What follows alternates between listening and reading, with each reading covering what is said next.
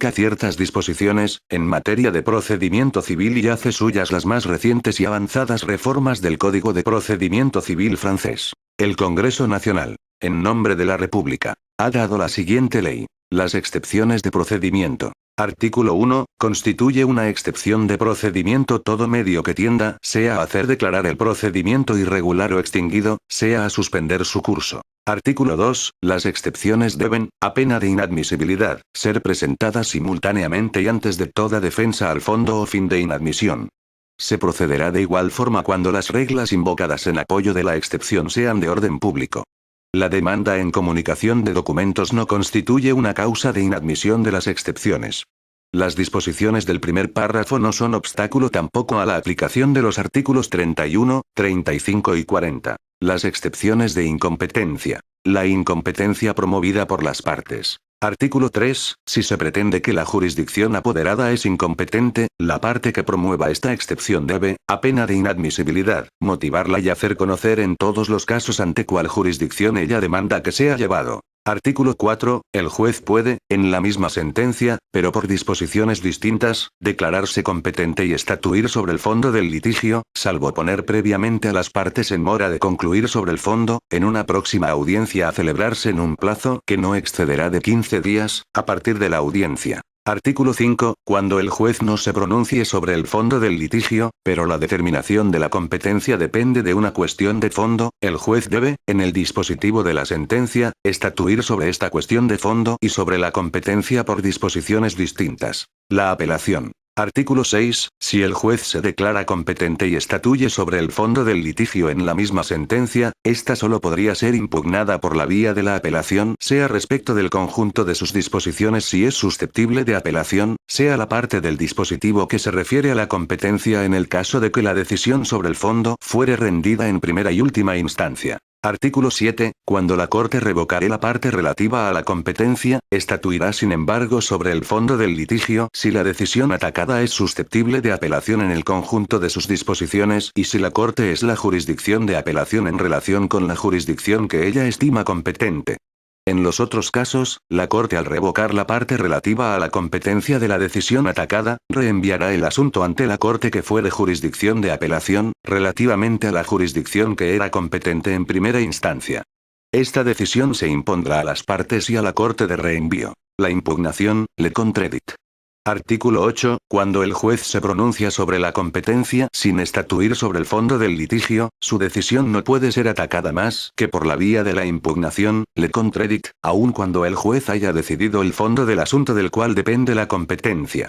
Bajo reserva de las reglas particulares al expedicio, la decisión no puede igualmente ser atacada en lo relativo a la competencia más que por la vía de la impugnación, le contradit, cuando el juez se pronuncia sobre la competencia y ordena una medida de instrucción o una medida provisional. Artículo 9. Si el juez se declara competente, la instancia es suspendida hasta la expiración del plazo para intentar la impugnación, le contradit, y, en caso de impugnación, le contradit, hasta que la Corte de Apelación haya rendido su decisión. Artículo 10. La impugnación, le contradit, debe a pena de inadmisibilidad, ser motivado y entregado al secretario del tribunal que ha rendido la decisión, dentro de los 15 días de esta.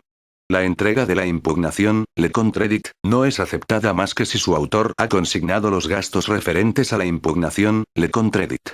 Se expedirá recibo de esta entrega. Artículo 11. El secretario del tribunal que ha rendido la decisión notificará sin plazo a la parte adversa una copla de la impugnación, le contradit, por carta certificada con acuse de recibo, y lo informará igualmente a su representante si lo hubiere.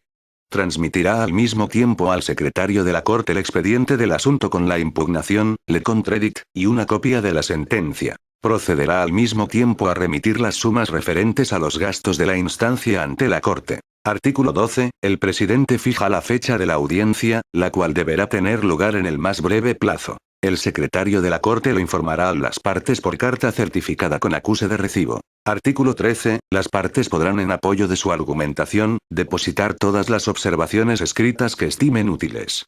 Estas observaciones, visadas por el juez, serán depositadas en el expediente. Artículo 14. La Corte reenviará el asunto a la jurisdicción que estime competente.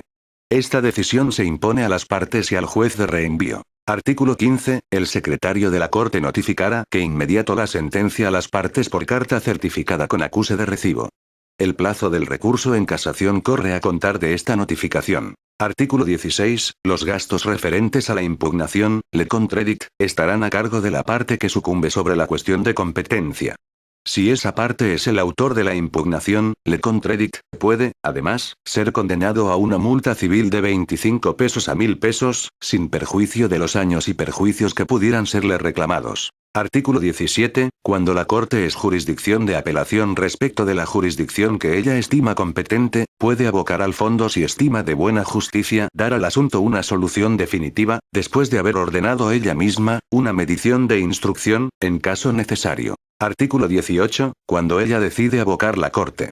Invita a las partes, si fuere necesario, por carta certificada con acuse de recibo, a constituir abogado en el plazo que fije, si las reglas aplicables a la apelación de las decisiones rendidas por la jurisdicción de la cual emane la sentencia recurrida por la vía de la impugnación, le contradict, imponen esta constitución. Si ninguna de las partes constituye abogado, la Corte puede pronunciar de oficio la radiación del asunto por decisión motivada no susceptible de recursos. Copia de esta decisión es llevada a conocimiento de cada una de las partes por simple carta dirigida a su domicilio o a su residencia. Artículo 19. Cuando la Corte estima que la decisión que le es deferida por la vía de la impugnación, le contradict, debió serlo por la vía de la apelación, ella no deja de quedar apoderada. El asunto es entonces instruido y juzgado según las reglas aplicables a la apelación de las decisiones rendidas por la jurisdicción de la cual emana la sentencia recurrida por la vía de la impugnación, le contradict. Si, según estas reglas las partes están obligadas a constituir abogado, la apelación es declarada de oficio irrecibible si aquel que ha interpuesto la impugnación, le contradict, no ha constituido abogado en el mes del aviso dado a las partes, por el secretario. La incompetencia promovida de oficio. Artículo 20. La incompetencia puede ser pronunciada de oficio en caso de violación de una regla de competencia de atribución, cuando esta regla es de orden público. No puede serlo sino en este caso. Ante la Corte de Apelación y ante la Corte de Casación esta incompetencia solo podrá ser declarada de oficio si el asunto fuere de la competencia de un tribunal represivo o de lo contencioso administrativo, o escapare al conocimiento de cualquier tribunal dominicano. Artículo 21. En materia de jurisdicción graciosa, el juez puede declarar de oficio su incompetencia territorial. En materia contenciosa, solo podrá hacerlo en los litigios relativos al estado de las personas o en los casos en que la ley le atribuya competencia exclusiva a otra jurisdicción. Artículo 22. La vía de la impugnación, le contradict, es la única abierta cuando una jurisdicción estatuyendo en primer grado se declara de oficio incompetente. Disposiciones comunes. Artículo 23. Cuando el juez, al pronunciarse sobre la competencia, resuelva la cuestión de fondo de la que aquella dependa, su decisión tendrá autoridad de cosa juzgada sobre la cuestión de fondo. Artículo 24. Cuando el juez estimare que el asunto es de la competencia de una jurisdicción represiva, administrativa, arbitral o extranjera, se limitará a declarar que las partes recurran a la jurisdicción correspondiente. En todos los otros casos el juez que se declare incompetente designará la jurisdicción que estime competente. Esta designación se impondrá a las partes y al juez de envío. Artículo 25. En caso de reenvío ante una jurisdicción designada, el expediente del asunto le es de inmediato transmitido por el secretario, con una copia de la decisión de reenvío. Sin embargo, la transmisión no se hace más que a falta de la impugnación, le contradict, en el plazo, cuando esta vía estaba abierta contra la decisión de reenvío. Desde la recepción del expediente, las partes son invitadas a perseguir la instancia por carta certificada con acuse de recibo del secretario de la jurisdicción designada.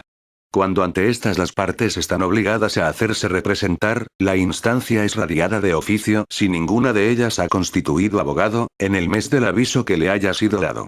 Cuando el reenvío se hace a la jurisdicción que había sido originalmente apoderada, la instancia es perseguida a diligencia del juez. Artículo 26. La vía de apelación es la única abierta contra las ordenanzas de referimiento y contra las ordenanzas del juez en materia de divorcio. Artículo 27. Por derogación de las reglas de la presente sección, la Corte no puede ser apoderada más que por la vía de la apelación cuando la incompetencia es invocada o declarada de oficio en razón de que el asunto es de la competencia de una jurisdicción administrativa. Las excepciones de litispendencia y de conexidad. Artículo 28. Si el mismo litigio está pendiente ante dos jurisdicciones del mismo grado igualmente competentes para conocerlo, la jurisdicción apoderada en segundo lugar debe desapoderarse en provecho de la otra si una de las partes lo solicita.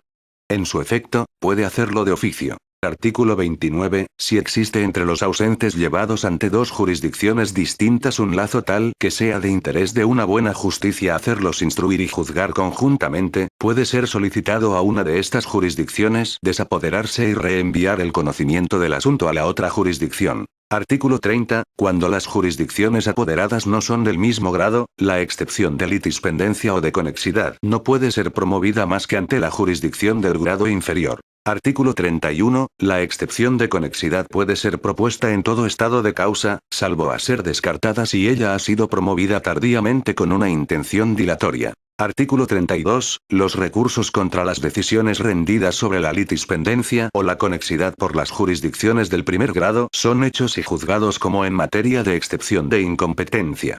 En casos de recursos múltiples la decisión pertenece a la Corte de Apelación que haya sido primeramente apoderada, la cual si hace derecho a la excepción, atribuye el asunto a aquella de las jurisdicciones que, según las circunstancias, parece mejor colocada para conocerlo. Artículo 33. La decisión rendida sobre la excepción, sea por la jurisdicción que está apoderada, sea a consecuencia de un recurso, se impone tanto a la jurisdicción de reenvío como a aquella cuyo desapoderamiento fue ordenado. Artículo 34. En el caso en que las dos jurisdicciones se hayan desapoderado, la última decisión intervenida será considerada como no pronunciada. Las excepciones de nulidad. La nulidad de los actos por vicio de forma. Artículo 35. La nulidad de los actos de procedimiento puede ser invocada a medida que estos se cumplen. Pero ella estará cubierta si quien la invoca ha hecho valer, con posterioridad al acto criticado, defensa al fondo u opuesto un medio de inadmisión sin promover la nulidad. Artículo 36. Todos los medios de nulidad contra actos de procedimiento ya hechos, deberán ser invocados simultáneamente, bajo pena de inadmisibilidad de los que no hayan sido invocados en esta forma.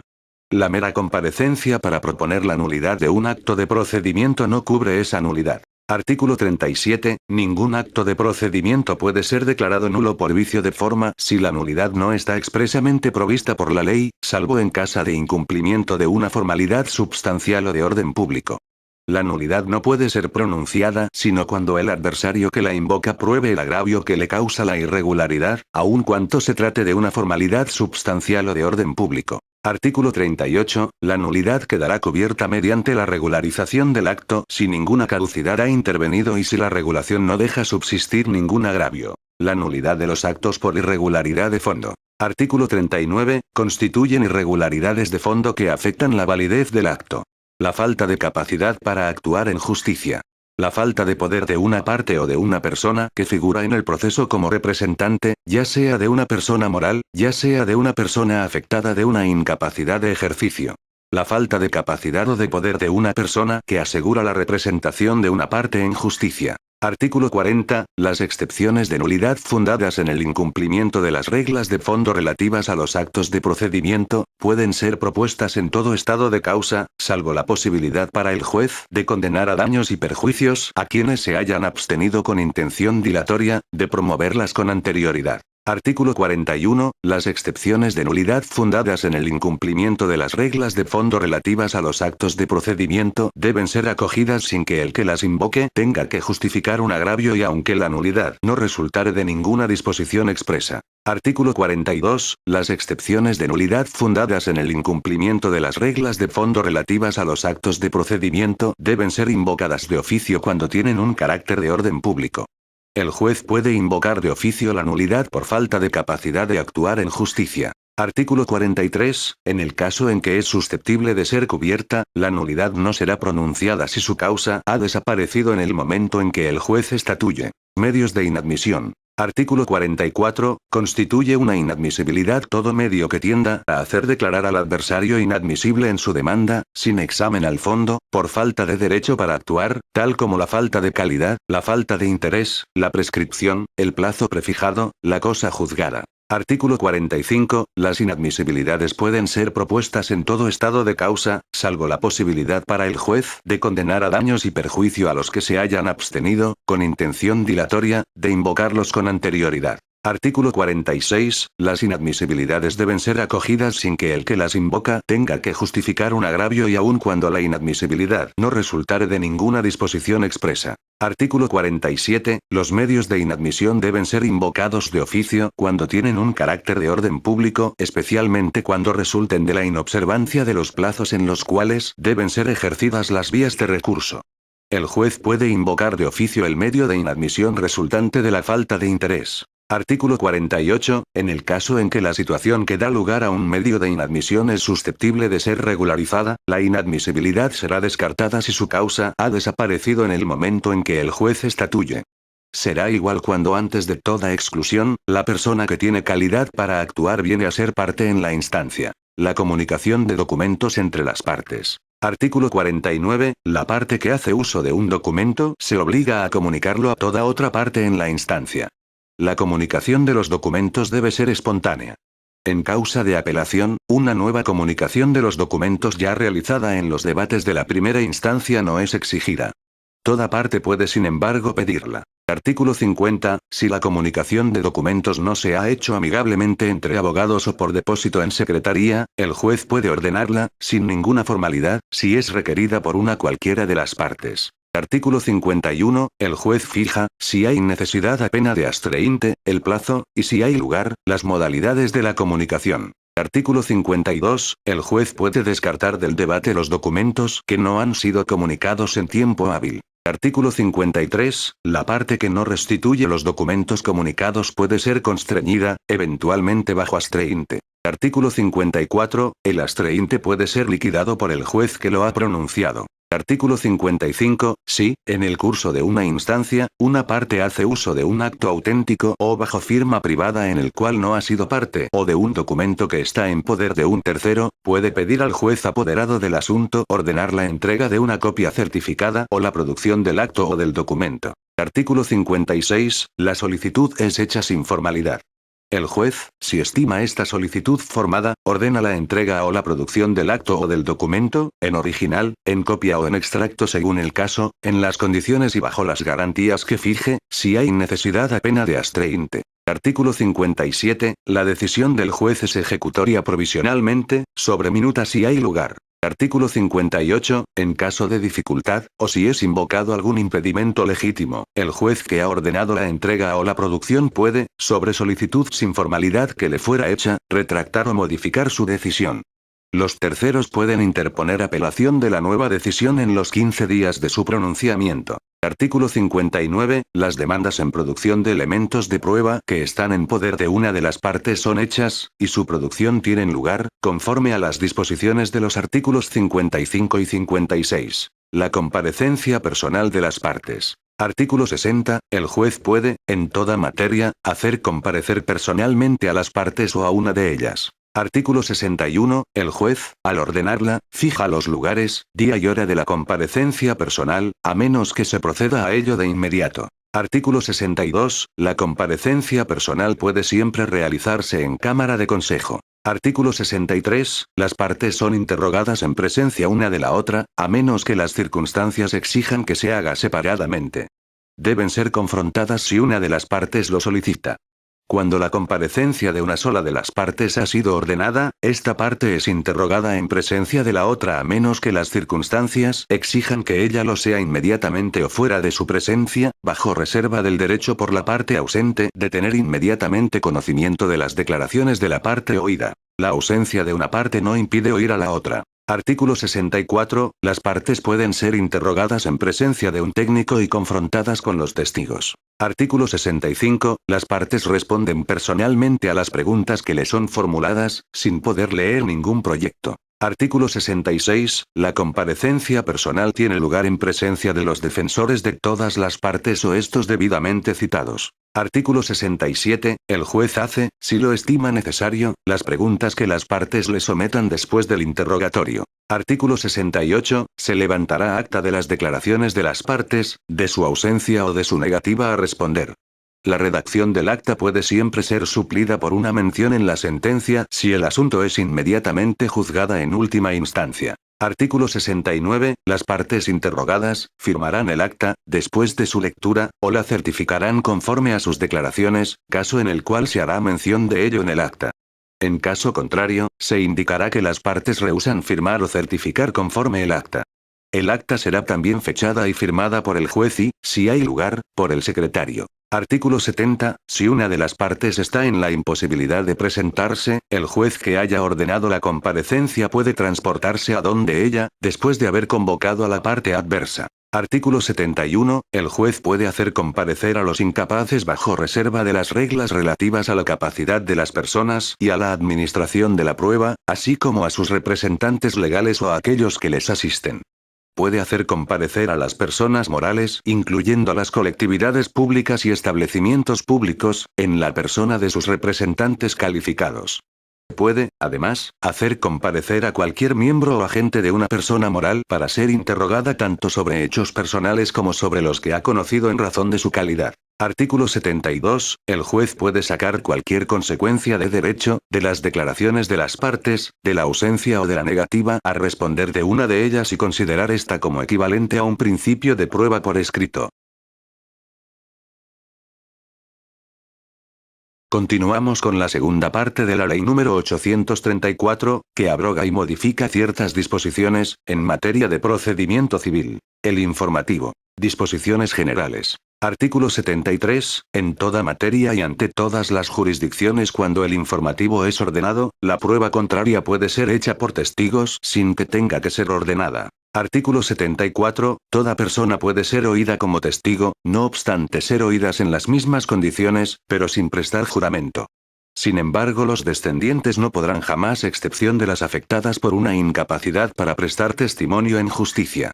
Las personas que no pueden prestar testimonio pueden ser oídos sobre los agravios invocados por los esposos en apoyo de una demanda de divorcio. Artículo 75. Está obligado a declarar cualquiera que, a tales fines, sea legalmente requerido. Podrán ser dispensados de declarar las personas que justifiquen un motivo legítimo. Podrán también negarse los parientes o afines en línea directa de una de las partes o su cónyuge, aun cuando esté divorciado. Artículo 76. Los testigos que no comparezcan pueden ser citados a sus expensas si su audición es considerada necesaria. Los testigos no comparecientes y los que sin motivo legítimo se nieguen a declarar o a prestar juramento, podrán ser condenados a una multa civil de 10 pesos a 100 pesos. Si el testigo justifica que no ha podido presentarse el día fijado, podrá ser descargado de la multa y de los gastos de citación. Artículo 77. El juez oirá a los testigos en su declaración separadamente y en el orden que él determine.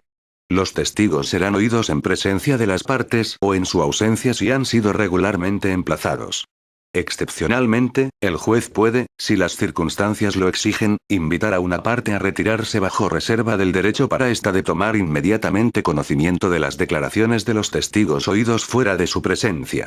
El juez puede, si hay riesgo de que desaparezca la prueba, proceder sin plazo a la audición de un testigo después de haber, si es posible, emplazado a las partes. Artículo 78. El informativo tendrá lugar en presencia de los defensores de todas las partes o en su ausencia si han sido citados. Artículo 79. Los testigos declararán sus apellidos, nombres, cédula personal, fecha y lugar de nacimiento, su domicilio, residencia y profesión, así como, si hubiere lugar, su vínculo de parentesco o de afinidad con las partes, de subordinación con respecto a ellas, de colaboración o de comunidad de intereses con las mismas. Artículo 80. Las personas que sean oídas en calidad de testigos prestarán juramento de decir la verdad.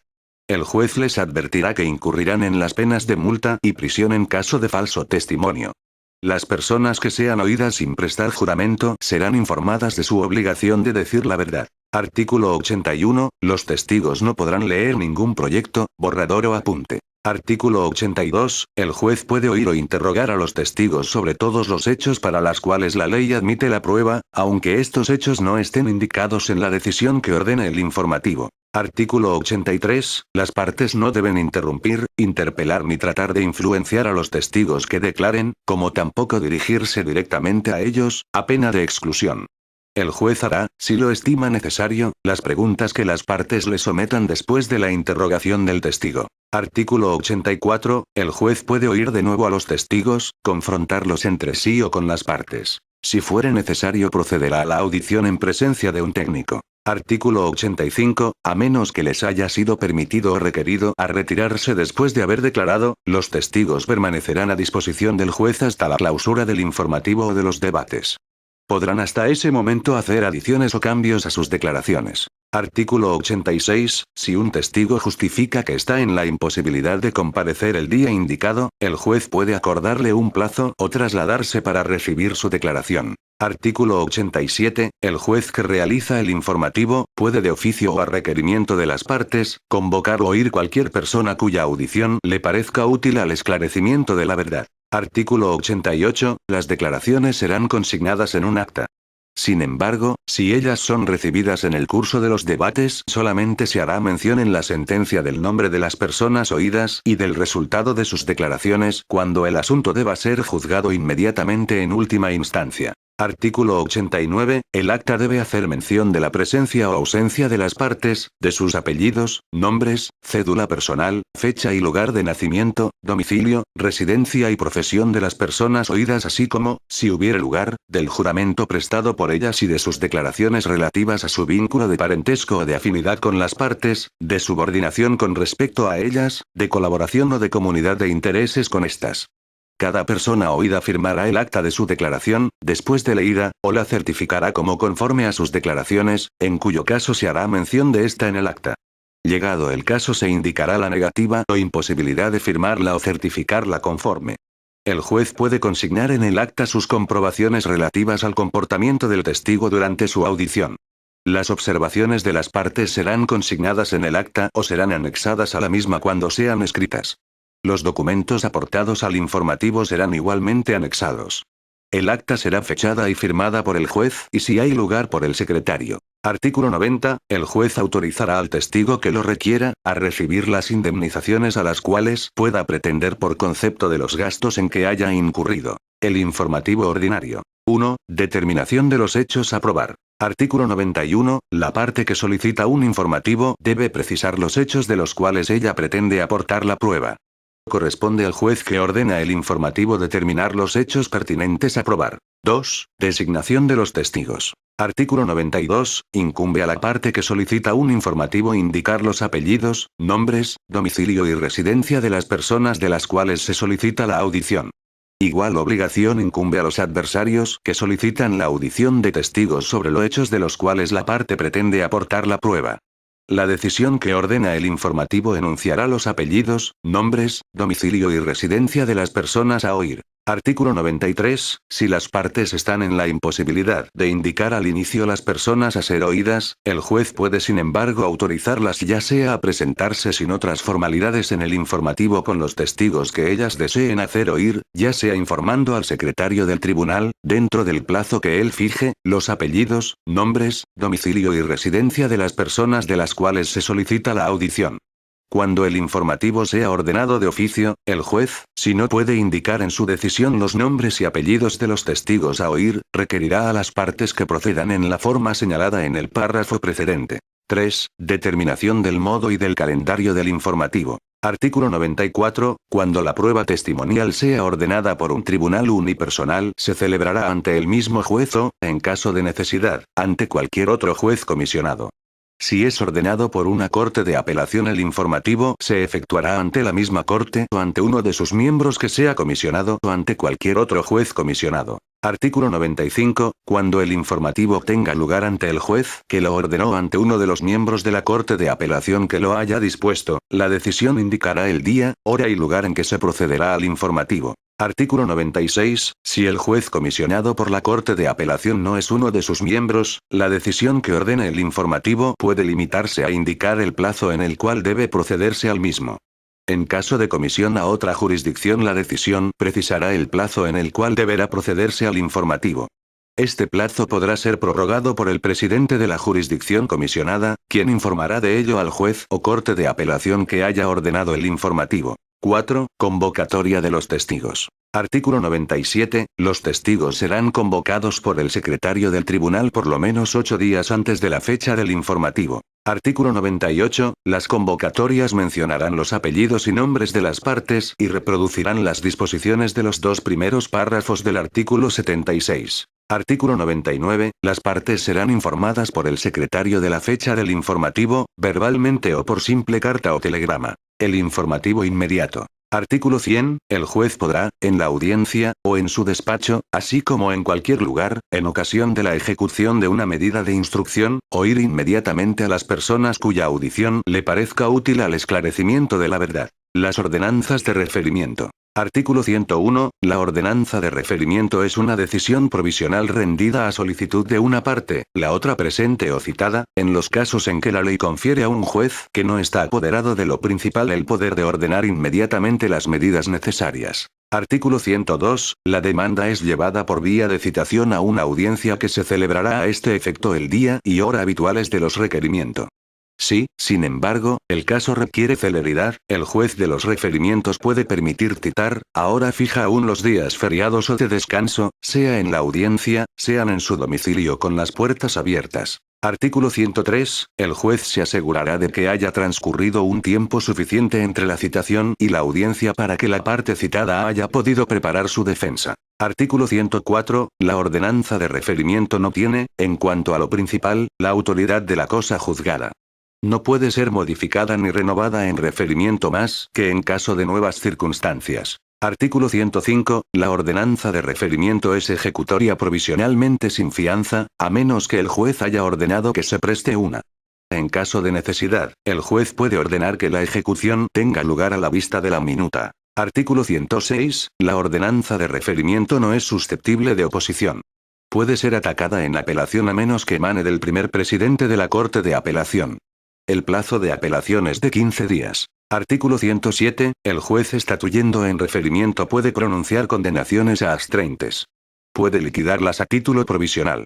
Estatuye sobre las costas. Artículo 108. Las minutas de las ordenanzas de referimiento son conservadas en la Secretaría de la Jurisdicción. Los poderes del presidente. Artículo 109. En todos los casos de urgencia, el presidente del Tribunal de Primera Instancia puede ordenar en referimiento de todas las medidas que no colindan con ninguna contestación seria o que justifique la existencia de un diferendo. Artículo 110. El presidente puede siempre prescribir en referimiento las medidas conservatorias que se impongan, sea para prevenir un daño inminente, sea para hacer cesar una turbación manifiestamente ilícita.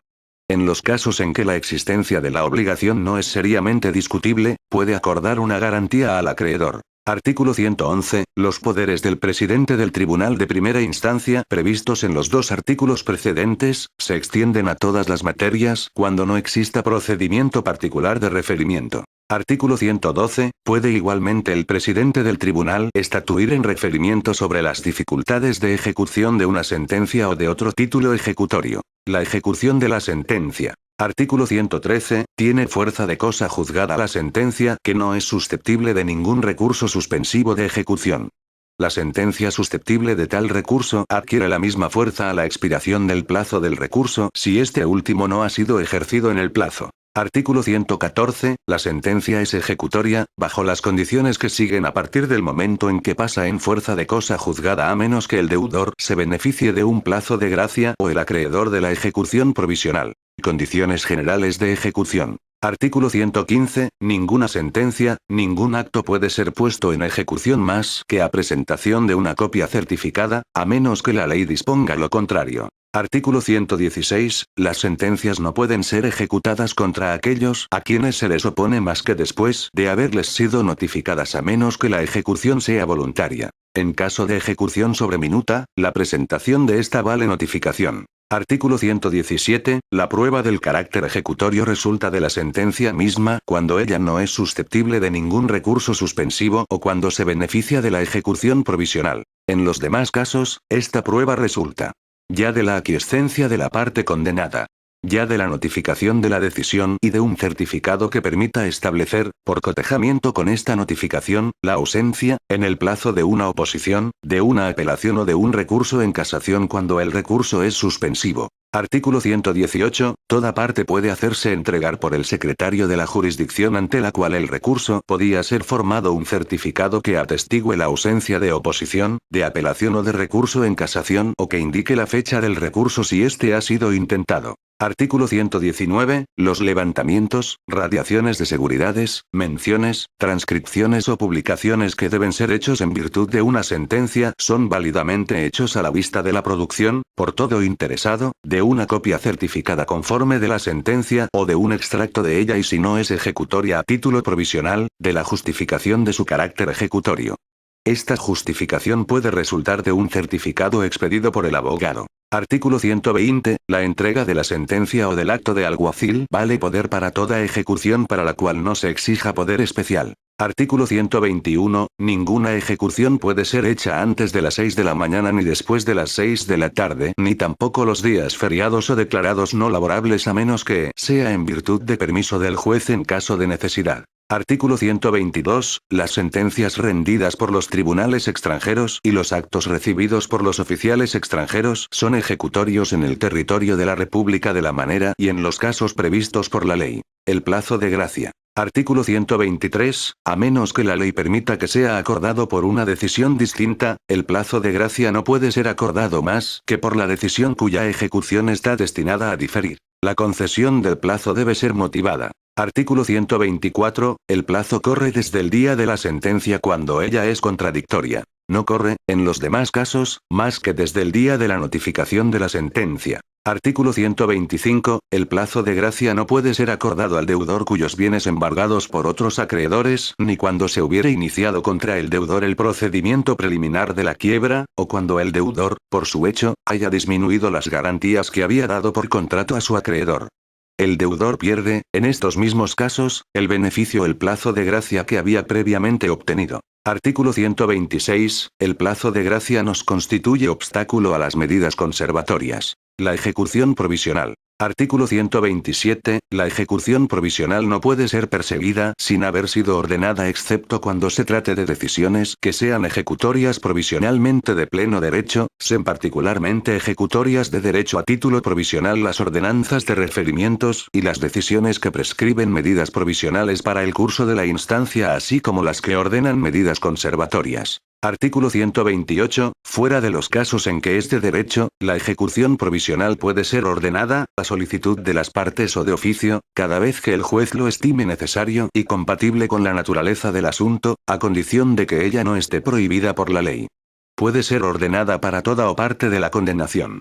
En ningún caso puede serlo por los costos. Artículo 129. La ejecución provisional no puede ser ordenada más que por la decisión que esté destinada a hacer ejecutoria, bajo reserva de las disposiciones de los artículos 138 y 139. Artículo 130. La ejecución provisional estará subordinada a la constitución de una garantía, real o personal, y podrá consistir además en una suma de dinero suficiente para responder de todas las restituciones o reparaciones, excepto en los siguientes casos. Primero, cuando haya título auténtico, promesa reconocida, o condenación precedente por sentencia de la que no haya habido apelación. Segundo, cuando se trate de poner y quitar sellos, o formación de inventario. Tercero, de reparaciones urgentes. Cuarto, de lanzamiento de los lugares, cuando no haya contrato de arrendamiento, o cuando esté vencido el término estipulado en el contrato. Quinto, de secuestrario, comisarios y guardianes. Sexto, de admisión de fiadores y certificadores. Séptimo, del nombramiento de tutores, curadores y demás administradores. Octavo, de rendición de cuenta. Noveno, de pensiones o provisiones de alimentos. Décimo, de ejecución de una decisión que ordene una medida de instrucción. Y, décimo primero, cuando la decisión sea ejecutoria provisionalmente de pleno derecho. Artículo 131. La naturaleza, la extensión y las modalidades de la garantía son precisadas por la decisión que prescribe su constitución. Artículo 132. Cuando la garantía consiste en una suma de dinero, ésta será depositada en consignación en la colecturía de rentas internas. Podrá también serlo, a solicitud de una de las partes, entre las manos de un tercero comisionado a este efecto. En este último caso, el juez, si hace derecho a esta solicitud, hará constar en su decisión las modalidades del depósito y particularmente la tasa de interés que producirá la suma depositada. Si el tercero rehúsa el depósito, la suma será depositada, sin nueva decisión, en la colecturía de rentas internas. Artículo 133. Si el valor de la garantía no puede ser inmediatamente apreciado, el juez invitará a las partes a presentarse ante él en la fecha que fije, con sus justificaciones. Se estatuirá entonces sin recurso. La decisión será mencionada sobre la minuta y sobre las copias de la sentencia. Artículo 134. La parte condenada al pago de otras sumas que las de alimentos o de rentas indemnizatorias puede evitar que la ejecución provisional sea perseguida consignando con autorización del juez, las especies o los valores suficientes para garantizar, en principal, intereses y gastos el monto de la condenación.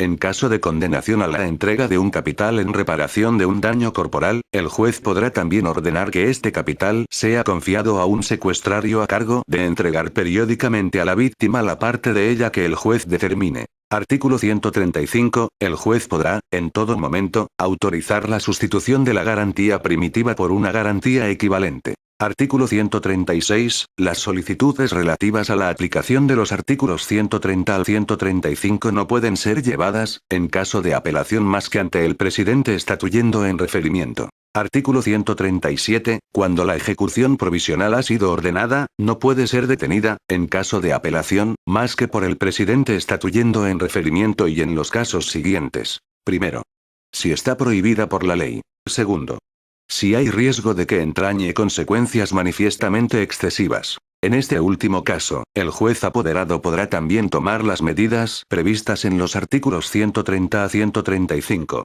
Artículo 138. Cuando la ejecución provisional ha sido rehusada, no puede ser acordada, en caso de apelación, más que por el presidente estatuyendo en referimiento. Artículo 139. Cuando la ejecución provisional no ha sido solicitada, o si, habiéndolo sido, el juez haya omitido estatuir, no podrá ser acordada en caso de apelación, más que por el presidente estatuyendo en referimiento.